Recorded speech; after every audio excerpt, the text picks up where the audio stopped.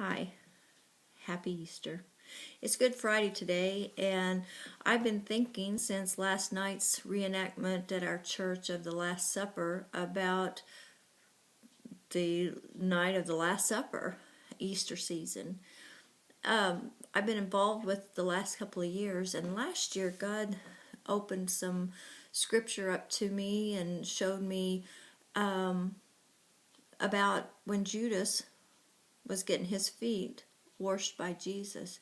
Jesus washed everybody's feet, and he even washed Judas's feet, even though he knew that in a very short while Judas would betray him for 30 pieces of silver.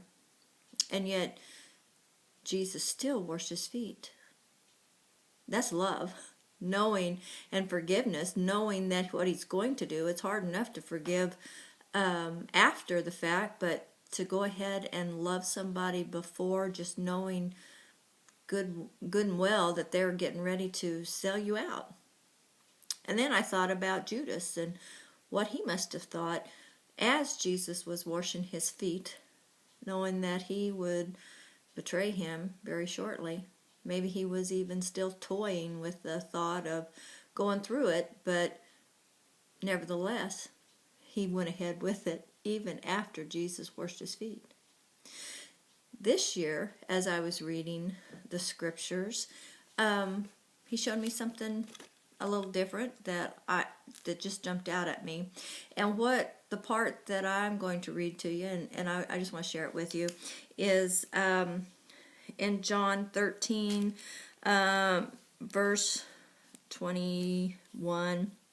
It says, when Jesus had thus said, he was troubled in spirit and testified and said, verily, verily, I say unto you that one of you will betray me. Then the disciples looked one on another, doubting of whom he spake. Now there was leaning on Jesus' bosom one of his disciples whom Jesus loved. Simon Peter therefore beckoned to him that he should ask who it should be of whom he spoke. He then, lying on Jesus' breast, saying unto him, Lord, who is it? And Jesus answered, He it is to whom I shall give a sop when I have dipped it. And when he had dipped the sop, he gave it to Judas Iscariot, the son of Simon. And after the sop, Satan entered into him, and then Jesus said unto him, That thou doest, do quickly.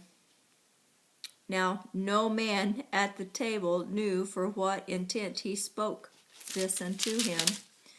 For some of them thought because Judas had the bag that Jesus had said to him, but those things that we have need of against the feast, or that he should go give something to the poor.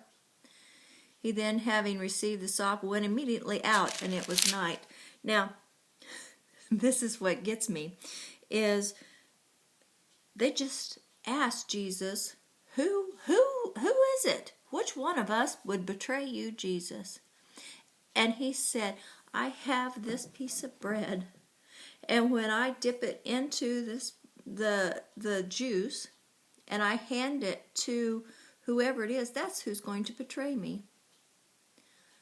Now, come to reason, we would be standing there watching that piece of bread and watching to see who it goes to.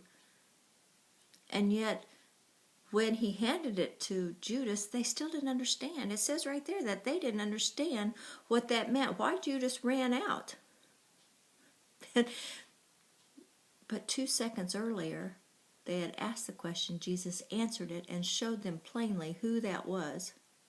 Now, how many times have we asked Jesus to answer our prayers, or the meaning of a scripture, the meaning of what we're going through, and he plainly answers us, but for some reason we just didn't get it?